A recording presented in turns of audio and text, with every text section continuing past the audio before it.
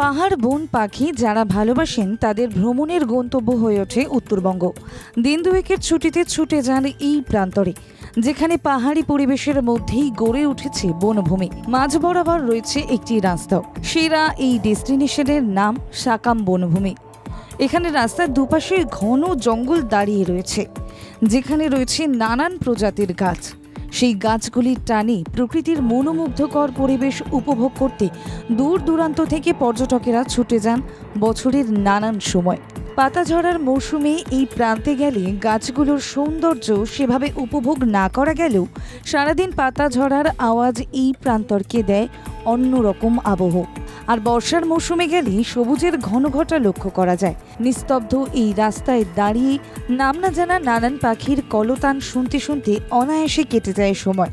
যারা পাখি প্রেমী নানান পাখিদের আওয়াজকে নিয়ে চর্চা করেন তারা হয়তো চিনতে পারবেন সেই পাখিগুলিকে। তবে যারা পাখি প্রেমিক নন তারাও উপভোগ করবেন এই চত্বরকে। অজানা পাখিদের ডাক শুনতে শুনতে রাস্তা বরাবর হেঁটে গেলে চোখে মিলবে একটি ফাঁকা জায়গা। বনভূমির একটি প্রান্তে রয়েছে সেই জায়গা, যেটা একটা ভিউ পয়েন্ট, যেখান থেকে দূরের পর্বতমালাকে চাক্ষুষ করা যায়। বর্ষায় হালকা কুয়াশার চাদর দেখা যায় এই পর্বতমালার উপরে। সব মিলে এই পরিবেশে একটা গোটা দিন যে কিভাবে কেটে যায় তা বুঝতেই পারবেন না পর্যটকেরা। এই অফবিট ডেস্টিনেশনে যেতে গেলে প্রথমে পৌঁছে যেতে হবে নিউ জলপাইগুড়ি। সেখান থেকেই গাড়িতে পৌঁছতে হবে এই বনভূমিতে। ব্যুরো রিপোর্ট, বাংলা জাগো।